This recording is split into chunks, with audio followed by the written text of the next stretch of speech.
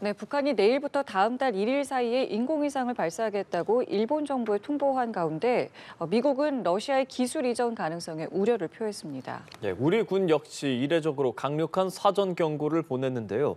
북한이 정찰 위성 발사를 강행할 경우 9.19 남북 군사합의 효력 정지를 검토하고 있습니다.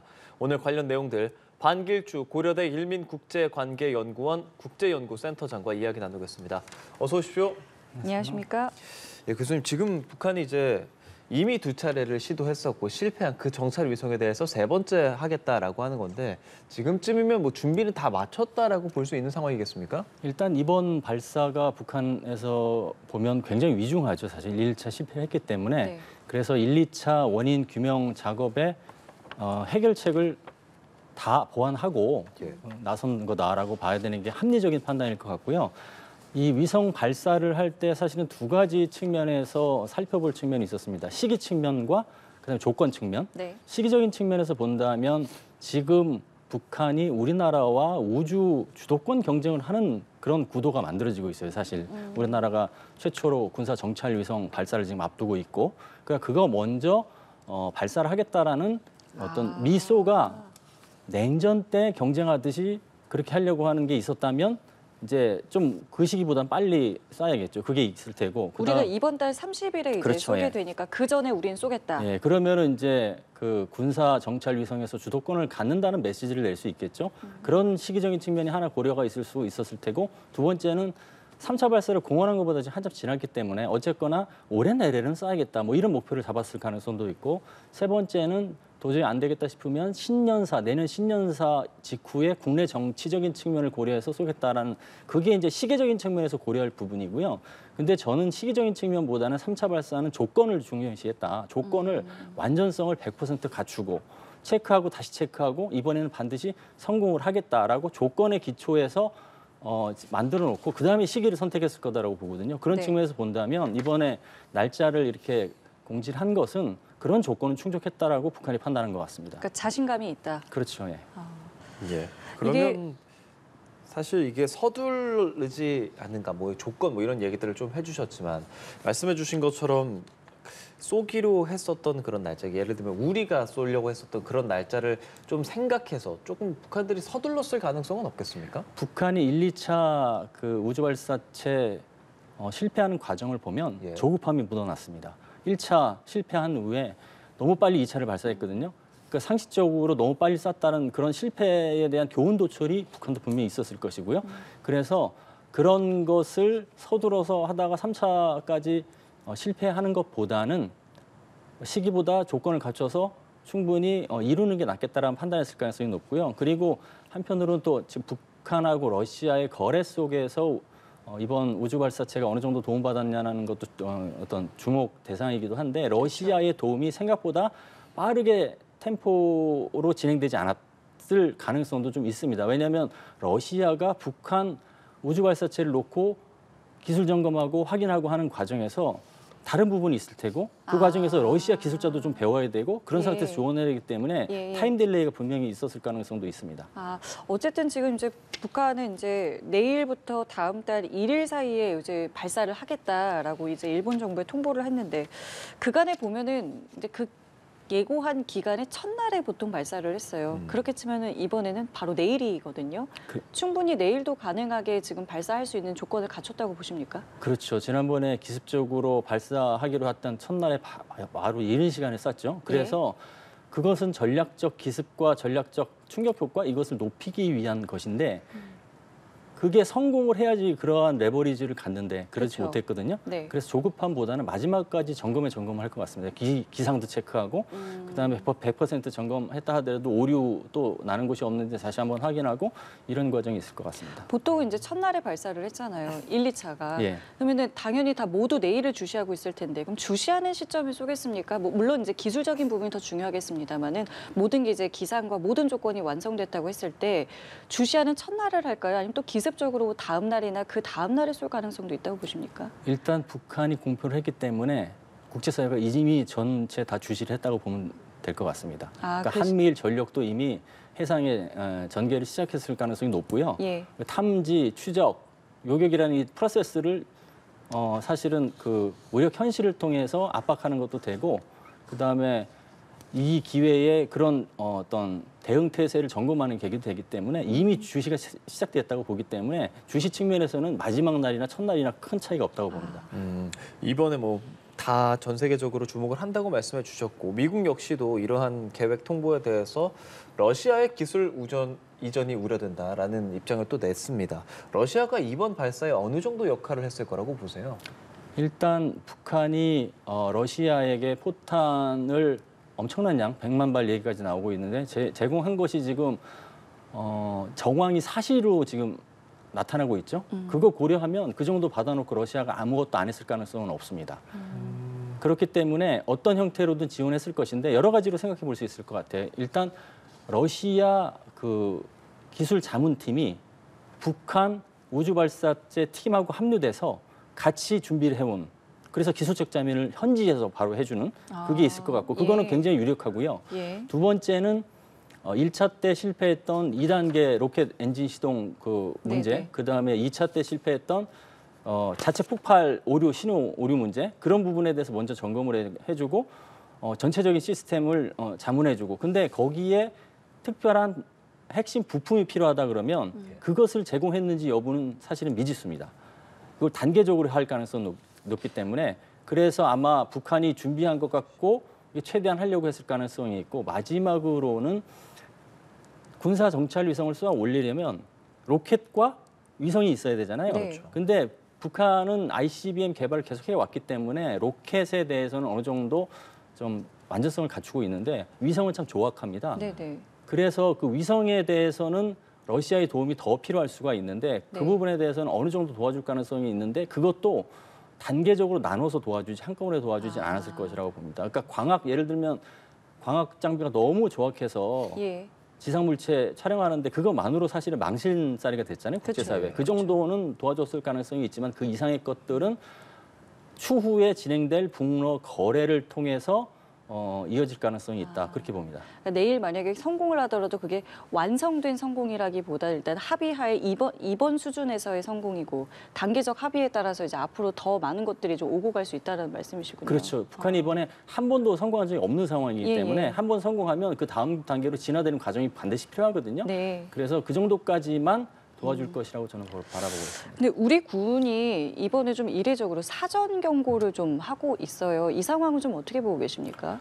이번 사전 경고는 저는 1, 2차 때는 실패했지만 3차는 성공 가능성이 높기 때문에 선제적으로 그런 성명을 낸 것이라고 보고요. 그 성명을 냈기 때문에 아무래도 1, 2차 때와는 차별화된 대응이 있을 수밖에 없고요.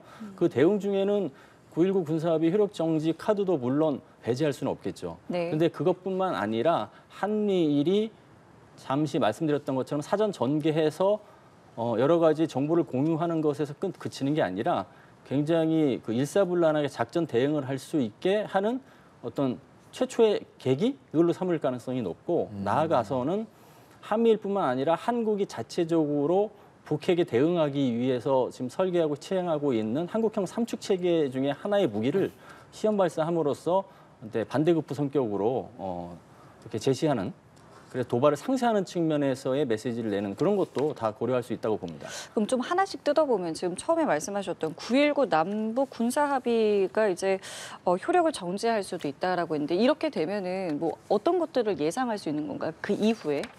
일단은 9.19 군사 합의 자체가 우리 군의 그 군사 대비 태세를 약화시킨 것은 또 부인할 수 없는 사실이기 때문에 네. 핵무기가 고도화되고 결국은 정찰 위성은 ICBM 기술로 쏘기 때문에 핵무기랑 별개로 생각할 수 없고 군사 정찰 위성이 전력화되면 그것을 이용해서 북한의 핵 강압 능력도 더 높아지기 때문에 어쨌거나 9.19 군사 합의로 묶어졌던 대비 태세가 이게 풀려서 좀 강화되는 모멘텀을 네네. 만들어야 되거든요. 예. 군에서는 그게 입장이 있는 거고 다만 이제 양국이 이게 이제 국회 비준된 것도 아니기 때문에 네. 국회 동의 없이 효력정지는 할 수 있겠지만 북한과 우리나라가 합의를 통해서 한 거기 때문에 이제 왜 어떤 계기로 해야 되느냐라는 나름의 명분은 중요할 겁니다. 그래야지 이제 북한이 그거를 역이용하지 않을 거기 때문에 그래서 그런 부분에 대한 어떤 그 관리가 굉장히 필요할 텐데 이 명분 측면에서 관리는 두 가지가 있을 것 같아요. 첫 번째는 레드라인을 처음부터 제시하는 거. 이걸 하면 효력 정지다라고 그러니까 연쇄 구조를 만들어 놓는 거죠. X면 Y다. 네. 근데 이번 같은 경우는 9.19 군사합의가 검토 대상이 될 수 있지만 효력권 정지 검토 대상이 될 수 있지만 명확하게 결정된 것은 아니라는 메시지를 지금 내고 있거든요. 레드라인으로 제시한 건 아니에요. 어떻게 보면. 그러니까 그게 있을 수 있겠고 두 번째는 레드라인을 제시하지 않으면서 어떤 상황이 됐을 때 이거는 용납할 수 없는 것이다라는 어떤 신호를 내면서 효력 정지하는 방법도 있겠죠. 근데 제가 보기엔 지금 상황에서는 후자가 더 유리할 것 같은 생각이 들고 다만 지금 9.19 군사합의 효력 정지에 대한 여건 조사는 어느 정도 돼 있다고 봅니다. 지난번 55차 SCM에서 예. 한미 국방장관이 이것을 논의하면서 사실 공식화했잖아요. 예. 그러니까 북한도 지금 알고 있고 그래서 북한이 그런 상황까지 이번에 발사한다면 그런 상황까지 분명히 감안하고 쏘는 것이라고 판단해야 될 것 같습니다. 근데 네. 일각에서는 이게 만약에 효력 정지가 된다면 이제 된다는 걸 가정하고 된다면 북한이 오히려 이걸 역이용하지 않겠느냐 뭐 이런 시선도 좀 그렇죠. 있던데요. 역용할 가능성이 있기 때문에 그래서 명분이 중요하다는 말씀을 제가 드렸고 그래서 그것까지 흘러가는 과정을 좀 탄탄하게 잡아야 되고 그 효력 정지도 9.19 군사합의 전체를 다 효력 정지하는 게 아니라 당장 급한 거 몇 개부터 효력 정지하고 예. 그걸 나누는 방법이 있을 수 있겠습니다. 예, 알겠습니다. 한미일 3국도 뭐 사전에 지금 어떤 대응을 하려고 하고 있는지 그리고 발사했을 때 어떤 작전들을 펼치게 되는지 이런 부분도 좀 궁금합니다. 한미일은 지난 8월 캠프 데이비드 정상회담을 통해서 사실 한미일의 안보 아키텍처가 만들어졌죠. 그렇죠. 그 후에 지금 촘촘한 대응을 하는 첫 번째 사례가 될 것이기 때문에 일단은 그런 아키텍처가 살아있다는 것을 현시하기 위해서라도 일단은 한미일이 공동 규탄성명을 하는 수준이 될 것 같고요. 그것뿐만 아니라 한미일이 내년에는 유엔 안보리 이사국으로서 같이 활동하기 때문에 네네. 그것을 실제 어떻게 할지 사전 연습 성격이 되기도 해요. 그래서 그거 연계지어서 이걸 갖고 유엔 안보리로 회부하는 데 나름 노력을 하는 그것도 있을 테고 한국과 미국, 일본이 각각 갖고 있는 연대와 동맹 네트워크, 예를 들면 오커스, 쿼드 뭐 여러 가지가 있습니다. 그걸 네. 다 활용해서 북한에 대한 규탄 성명에 동참하도록 많이 독려를 하는 그게 있겠죠. 그리고 한미일이 좀 전에 말씀드렸던 것처럼 동서남해에 배치돼서 해상 통합 작전을 이제 같이 하는 거죠. 연합 작전이었죠. 연합 작전을 같이 하면서 대비 태세를 이제 갖추는 것 그런 게 있을 수 있겠고 당연히 이제 그 제재 카드가 이제 논의가 되겠는데 예. 유엔 안보리가 지금 제 기능을 못하는 상황이기 때문에 소다자 중심의 대북 제재, 한미일 혹은 특정 유사 입장국 중심의 대북 추가 제재를 하기 위해서 이제 여러 가지 노력을 하는 그런 수준이 있을 수 있겠습니다. 예, 그 지금 만약에 이제 언제 쏠지는 모르겠습니다만 이제 성공 가능성이 좀 높다라고 말씀을 해주셨는데 만약에 성공을 하게 된다면 이번에 어쨌든 도움을 준 게 이제 러시아인 거잖아요. 그럼 러시아와 북한의 관계는 더 긴밀해지고 더 돈독해진다고 봐야 되는 거죠. 그렇죠. 이번에 두 번의 실패를 한 후에 러시아의 도움으로 성공을 했다. 그러면 기존의 북러 간 전술 협력이 전략 협력으로 바뀌는 모멘텀이 될 거라고 봅니다. 예. 그러니까 포탄을 제공한 거는 어떻게 보면 그 전술적인 협력이라고 볼 수 있거든요. 전장의 주도권을 장악해서 전쟁을 뭐 이기는 측면으로 가는 측면이 분명히 있지만 무기 거래만 놓고 보면 거기서 끝나면 그건 전술적인 협력이 될 수 있는데 예. 포탄을 제공해서 정찰 위성을 발사하는 능력을 갖추게 되는 거잖아요. 결국 반대급부로. 그렇죠. 그럼 전략 협력으로 바뀌는 거예요. 그러면은 이것을 시작으로 추가 북러 거래가 있을 가능성이 높고 그리고 이러한 거래를 바탕으로 대북 제재의 우회로를 만들 가능성이 있어요. 북한 입장에서는. 예. 이거 완전히 전략 협력이 바뀌는 거죠. 네. 그리고 좀 더 나아가서 이 전략 책략이 공고화되고 제도화 단계로 간다고 하면 북한판 소다자 협력체가 나올 수가 있습니다. 예를 들어서 북한, 러시아, 벨라루스, 이란 이런 국가들이 모여서 북한판 소다자 협력체를 만들어서 국제 정치에 영향력을 행사하고 그들끼리의 진영을 통해서 대북 제재도 무력화시킬 뿐만 아니라 핵 강국으로서의 목소리를 내려고 하는 그런 의지를 굉장히 강화시키면서 그 플랫폼을 그렇게 활용하려고 하겠죠. 이거는 러시아의 이해와도 좀 맞닿아 있는 부분입니까? 그렇죠. 그렇다고 봐야죠. 그러니까 왜냐하면 서로 국제사회의 지탄을 받는 일을 하면서 상호 두둔하거든요. 지금 예. 그게 이제 일치되는 거죠. 국제사회에서 지켜봐야 하는 부분일 것 같고 그럼에도 지금 북한 같은 경우는 미국에 대해서 한국과 일본에 무기를 판매한다. 그래서 뭐 군비 경쟁을 불러일으키고 군사적 긴장을 고조시킨다. 이런 류의 목소리들을 내고 있거든요. 어떻게 들으세요? 예, 저는 그 한 세 가지 측면에서 보고 싶은데요. 첫 번째는 이제 북한이 전형적으로 오랫동안 사용해왔던 본질을 호도하는 물타기 전법인 거죠, 사실. 그러니까 북한이 우크라이나 시민들을 살상할 수도 있는 무기를 러시아군에게 제공함으로써 지탄받는 모든 그런 모습을 미국으로 딱 돌리는 거죠, 사실은. 미국도 무기 판다. 예. 이런 식으로 하면서. 그게 있고 두 번째는 국내 이제 결집이죠. 군사적 긴장이 높아진 것은 사실이고 북한 네. 주민도 어느 정도 알 겁니다. 그러면 그게 김정은 정권의 잘못이라고 다 치부를 해버리면 정권의 결속력이 낮아질 수 있기 때문에 반미 감정을 고조시켜서 네. 국내 결집을 이제 높이려고 하는 게 있을 거고요. 마지막으로는 명분 쌓기라고 봐야 됩니다. 즉 상대방을 비방하는 이유는 앞으로 자기가 할 행동에 대해서 명분 쌓기거든요. 합리화하는 거거든요. 거기엔 도발이 될 수도 있고 이제 곧 쏠 것으로 예상되는 3차 우주 발사체가 될 수 예. 있고 추가 뭐 북러 거래가 될 수도 있고 뭐 그런 것이죠. 그 우주발사체 발사를 한다면 김정은 위원장이 나서게 되겠습니까? 지금 한 달 정도 지금 모습을 보이지 않고 있잖아요. 김정은이 나서지 않는 이유는 사실은 내세울 게 없기 때문에 그렇습니다. 지금 식량난이 굉장히 심한 게 그 1990년대 중반 그 고난의 행군 시절보다 더 심하다는 얘기도 나오고 있고요. 위성 발사체는 벌써 2번 실패했고 그다음에 돈이 없어서 제외 공간까지 철수하는 상황이잖아요. 김정은이 나설 수 있는 상황이 아니죠. 그런 상황에서 뭔가 잘 됐을 때 나오면 그만큼 그게 이제 김정은의 업적으로 포장이 되는 것이기 때문에 지금은 그 타이밍을 조절하는 거다. 그렇게 보고 있습니다. 이게 국내 정치, 그러니까 북한 국내 정치에는 뭐 어느 정도 영향이 되는 건가요? 이게 성공을 한다면요? 성공을 한다면 북한 입장에서는 지금 수령, 3대 수령이라는 이제 수령이라는 호칭이 많이 등장하고 있는데 그게 예. 이제 결국은 할아버지와 아버지의 유언을 인계받아서 그걸 완수했다라는 게 되는데 그 완수했다는 게 대표적인 게 이제 북핵입니다. 북핵, 핵무기입니다. 네. 근데 핵무기의 그 고도화를 거의 완성시키는 수준으로 가는 거나 마찬가지거든요. ICBM을 이용해서 군사 정찰 위성까지 발사하는 거니까. 예. 그러니까 이러한 업적은 김정은 말고는 달성할 수 없었다라는 식으로 해서 선전할 수가 있겠죠. 그런 측면에서 분명히 효과가 있을 거라고 봅니다. 예. 자, 북한 이야기는 여기까지 해보겠고요. 미 대선 이야기 좀 잠깐 여쭤볼게요. 바이든 대통령과 트럼프 전 대통령 이제 뭐 일단은 지금 상황에서는 이제 다시 한번 붙지 않겠느냐 이런 관측이 있는데 트럼프 전 대통령의 그 여론조사 결과가 좀 굉장히 좀 잘 나오고 있다라고 해서요. 그 배경이 좀 궁금합니다. 지금 미국 국내 정치를 좀 보면 일단은 그 민주당은 그래도 국제사회 개입을 많이 추진해 왔고 공화당은 이제 특히나 트럼프는 완전히 고립주의를 이제 하고 있는데 예. 이 고립에 많이 정치적 성향이 이제 가는 경향이 있어요. 그리고 자국 우선주의 막 이런 게 이제 그리고 약간 극우화되는 그런 게 있어서 그런 이제 전체적인 흐름 속에서 그런 리더가 필요했다고 인식을 하는 거겠죠. 트럼프에 대한 그 지지가 높아지는 게.